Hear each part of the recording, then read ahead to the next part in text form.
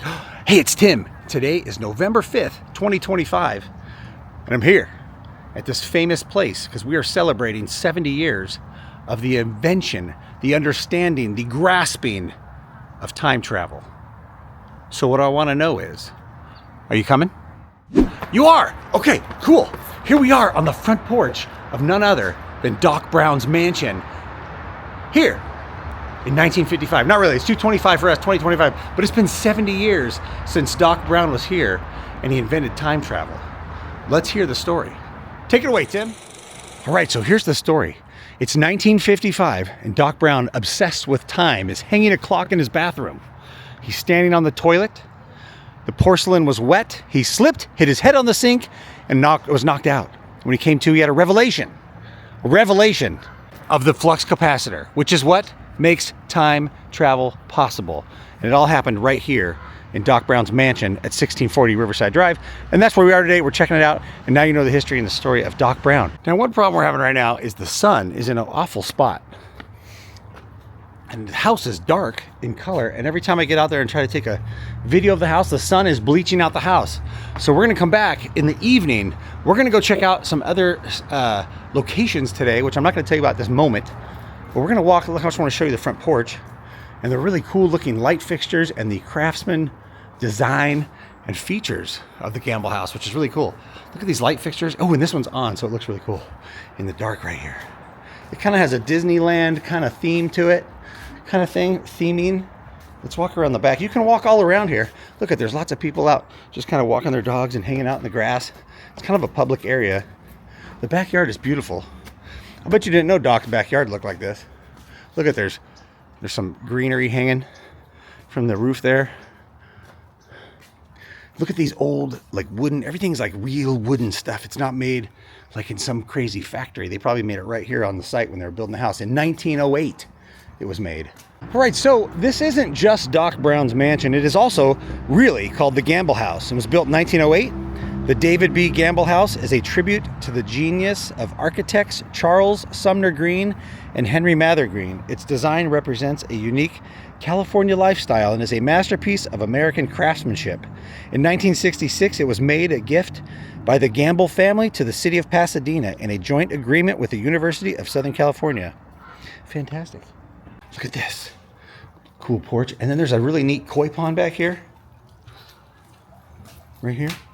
Look at this. Look at the landscaping right here inside the bricks. And then there's the fish. These are like little baby. Actually, I don't even know if you call these koi. They might be goldfish. It might be a goldfish pond, not a koi pond. And this really nice walkway. Now, it's a museum and it's open certain days of the week, and you can come in and do a tour of the house inside. But the inside the house was not used for anything in the movie. It was just the outsides, the exteriors.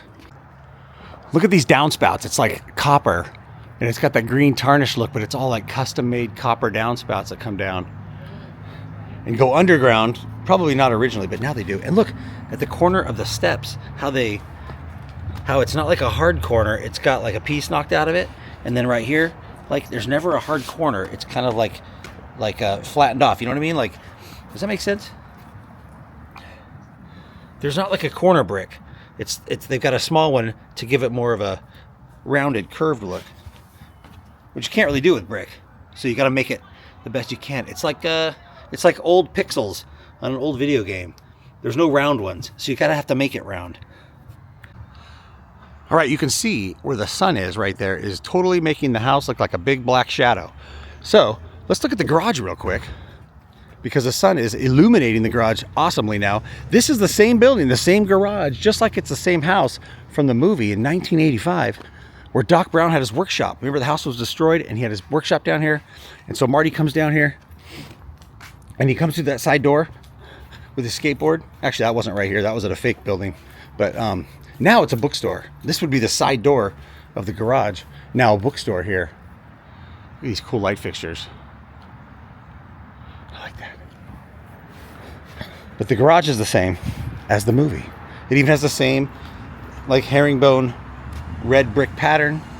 Same doors. Everything's the same as it was when they shot the movie. Except there's no cars in there. And there's no car in the driveway. Okay, yeah, because of the sun, we're gonna come back here in the evening and the lights should all be on and it's gonna look beautiful and we're gonna come back. But first, so for right now, we're gonna head somewhere else. Somewhere else that's kind of a surprise. All right, we're here, but we are in a beautiful residential neighborhood, but we need to be very respectful. But if you look over here, you will see some very familiar towers that are right behind this house right here, which is the house in the film where Marty lived, Marty McFly's house. Okay, there's some security cameras here. We're gonna be very respectful and just try to stay in the street and just look at this real quick. This is the house that Marty McFly lived in the movie. And there's the power antennas in the back. And you can see it's exactly the same. They haven't changed anything except for maybe some colors and stuff. And there's some different cars in the driveway. And you can, that's the garage right there where the Toyota was parked. Check out that 4x4. Hi. All right, we just had a wonderful experience here. We're trying to be quiet and polite as we walk around in front of Marty McFly's house from Back to the Future. And this lady came out of this house right here. Just so if you come here, as long as you're respectful and stuff, they'll come out and greet you. She gave us this super cool flyer that I want to show you real quick. It has images that she shot. She lived right here when they made the movie. So she took all these pictures and she shares them with people as you come by. If you want to come by and check out that, hold on, I'm trying to get the sun not wrecking the shot here. She shares them with you when you come over.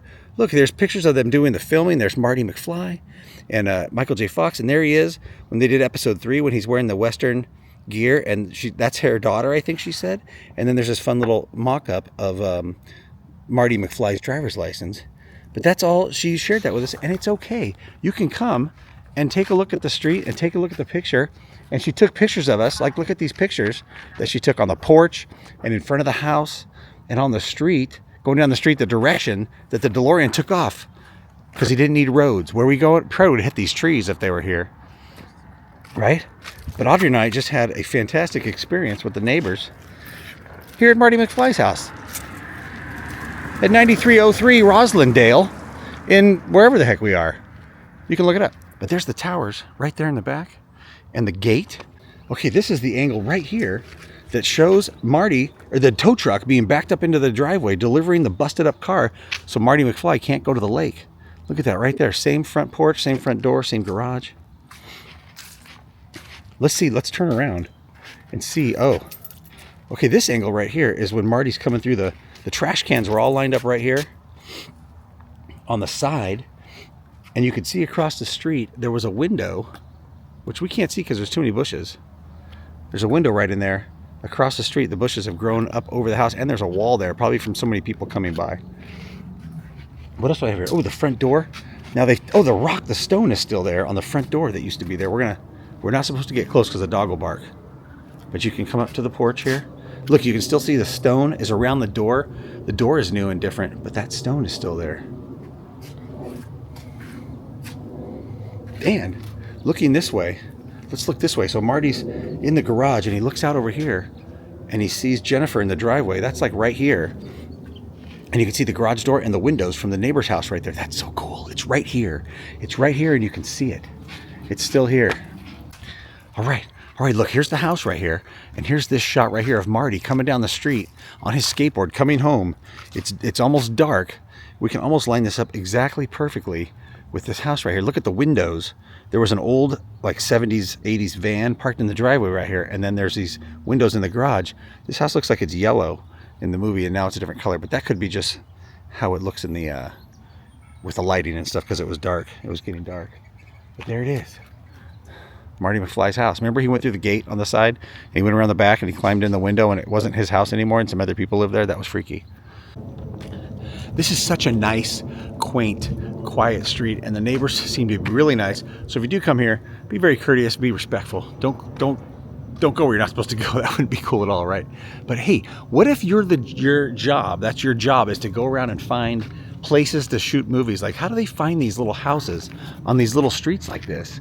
These beautiful little streets to film movies, and it just must be overwhelming to try to find places that the director likes and that the producers like.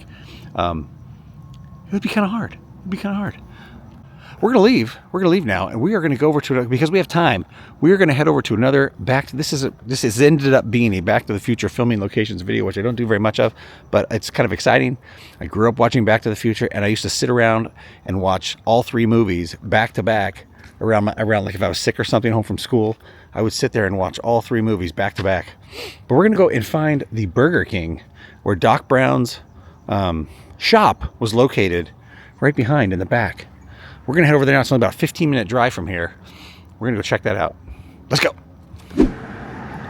And just like that, we are down the street, about a 15-minute drive from there, at the exact location where Marty skated through the Burger King, kind of through the Burger King drive-thru, and grabbed a hold of the back of that blue pickup truck, as you can see right here in this picture, and we're standing right there where that happened, in the parking lot. Here, this is Victory Boulevard. Victory Boulevard, and I don't know where the heck we are, Burbank somewhere. And right over here, we can walk back here and see where Doc Brown's garage was placed. It was just a facade, if you will. Marty comes skate. It was right here at where the parking lot is. You can see this building right here used to be Toys R Us. So now it's a Hobby Lobby, but it used to be Toys R Us, and you can see it had the funny striping on it from way back when, but the same building is still here, and the garage was placed right here. Also, this wall right here, this block wall, has always been here. You can see it in this shot right here where they put a chain link fence right here, and there was trash cans to make it look like it was really the front of somebody's house right here. Also interesting, Marty comes through the gate right here, and the address and the mailbox are hanging on the fence, which would be right about here where that arrow is, and it says 1646, and Doc's house was 1640. So the house burned down, and the address was they did a good job of detailing that in. It would be the house next door. So his new address wouldn't be 1640 necessarily, it'd be 1646 because it's next door, I guess. It could have been 1642 or 1644, but they chose 1646. It really is crazy how they decide and where they're going to. Why did they choose this location right here to put Doc Brown's garage, a facade of Doc Brown's garage, and have him, have it appear as though the house burned down, the city grew up around Doc Brown's existing. This would have been like, this right here would have been a hillside going that way, where up onto the slope where Doc Brown's mansion was located. But now it's just, it's obviously that was never, it was never really like that. It's not even close. It's not even close to what it really looked like or what it really was. But they've chosen this location right here to build. I guess it doesn't matter. They could have chosen anywhere, and 40 years later, we'd be asking the same question. Why'd they do it here? All right, and looking carefully at this picture, on the left-hand side, there's a block wall, and there's 6 courses of block. 1, 2, 3, 4, 5. 6 courses of block wall on that wall. And the wall over here, where I thought it was, is only 5 courses. So that house must have been back here, like where this tree is. Maybe this tree wasn't there at all, and this tree has grown in the last 40 years, and it wasn't there at all. It was closer this way than further back, because the only place that there's 6 courses of the wall visible is right here. 1, 2, 3, 4, 5, 6, and it steps down. It steps down up there and goes to 5 courses. The front of the house and the trash cans, the side, that must have been way up here where I'm standing. And also, the yellow house on the side has a little slope to the roof. There's a little slope on the roof, and there's a little slope right there too on that one. So this is that yellow building right here that you see, and this tree couldn't have been here. But this telephone pole that's behind the roof line is right back here, or power pole is right here. You can see that in the shot. Right over the back of the garage roof is that power pole. Yeah, it was right here. And then Marty got on his skateboard and skated right through here. Right through here, and got into the drive-through line somehow. Let's see. How did he do that? We're gonna figure that part out. He skated right down here, and there was a curb with some planters, like a planter right here. It's still there. But this railing's here right here. This railing wasn't here. He hung a left right here, like this.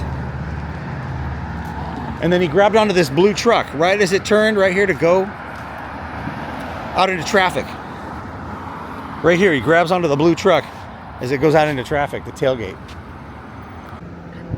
You can see right here in this shot that the drive-through sign used to be here, the Burger King drive-through. As you would enter the driveway, there was a sign right here on the corner in the dirt which is gone now. And I think that sign is over here now. Let's see. Nope, that's not it. That's not it. They've removed it. Removed. It's erased. Erased from existence because it's old, and the Burger King's been remodeled probably 5 times since then. I don't know how many times, but it's been remodeled since then. And now, the original Big Boy, Bob's from Bob. Bob's Big Boy, original double-deck hamburger. We're not gonna get a hamburger, I don't know what I'm gonna get, but I used to eat at Bob's Big Boy. Loved Bob's Big Boy as a kid when I was home. We used to come to the Bob's Big Boy by our house. Look at the sign, it says car hop service, drive-through, open tonight. Open tonight. I would love to see this lit up, but the sun is still up, so I can't see it lit up. Sun's up, lit up, whatever. But we're going in here to the original. I don't think this is the original location. I don't know, maybe you can tell me if it is or not. Look at, Audrey is already posed and ready next to the Big Boy. That's Bob right there. We're gonna get a picture with Bob. Okay, this restaurant was built in 1949, Bob's Big Boy, by locals, Scott McDonald and Ward Albert, and is the oldest remaining Bob's family restaurant in America. It was designed by respected architect Wayne McAllister, incorporating the 1940s traditional design of streamlined modern style while anticipating the free-form 50s coffee shop architecture. The towering Bob sign is an integral part of the building design and its most prominent feature. All right, it's a good thing we're here today because tomorrow is November 6th. Today is November 5th, celebrating the 70th anniversary of time travel. But tomorrow, Bob's Big Boy is going to be closed. And look at the bee on the handles. I remember that from a kid. Let's go in and get something to eat. Look at this. Bob's Big Boy. Yeah, look at that. You can't escape. This even smells like Bob's Big Boy.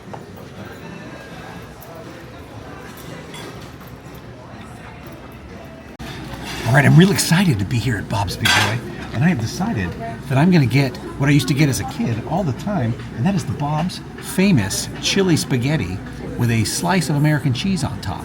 I'm excited, and I'm ready. Transport to another realm. What am I getting? I'm getting the Bob's famous chili spaghetti with... Are you putting American cheese on it? I'm putting American, a slice of American cheese? and burger buns. And the burger buns instead of like just regular toast. Yeah, and blue cheese dressing. You want a cherry Coke on the side? Yes. Your face. Yes. Your face. Yes. I'll have that cherry Coke. What else you got? Hot fudge cake at the end. Maybe we'll think about. I got a cherry Coke and a salad with blue cheese dressing. And don't forget the Big Boy seasoning. Of course, I got the chili spaghetti with burger buns and a slice of American cheese on top. Audrey got a burger, fries, and it is good. Actually, I don't know if it's good. I haven't tasted it yet. The classic.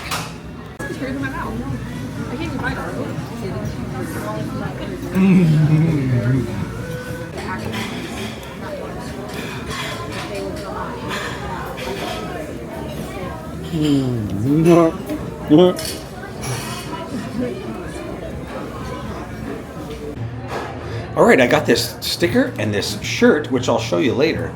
But look out here, they've got hats. You can get all kinds of Bob's Big Boy paraphernalia here at Bob's. They've even got like little figurines. And look, there's Scary Bob and there's Dodgers Bob. Oh my gosh, that one's really scary. They got postcards you can get and this bag. Look at this bag, this cool bag. All right, we're out of here. All right, it's nighttime. We wanted to come back to Doc Brown's house one last time in the dark because it would look beautiful with the lights on, and because when we were here earlier, the sun was right above the house and it was shining right into our cameras and really hard to get a good shot at the house. So also, Marty came here at night. We wanted to be here at night. Look, take a look at the garage. Doc's garage right, ooh, some headlights. Take a look at Doc's garage right here. In the dark with the lights on. It looks awesome and fantastic and very nostalgic. Oh. And you can pan over here and we can look right up at the house. Doc Brown's mansion. I love to do this. Look, I am standing right about where the cameraman would have been when Marty was going up the driveway, right when he arrived at 1640 Riverside Drive, Doc's house, right here. And you can see the garage right there. And this is the corner where the address was. which obviously they took out. It was for the movie only because the address here is not 1640. They took it out. Okay, here goes Marty. He's looking to see if Doc is home at 1640 Riverside Drive to tell him who he is and to tell him that his time machine works. All right, I think that's going to do it for tonight. Happy birthday, Flux Capacitor and Time Travel. 70 years old. Doc Brown's house. Hey, thanks for watching. I'll see you later.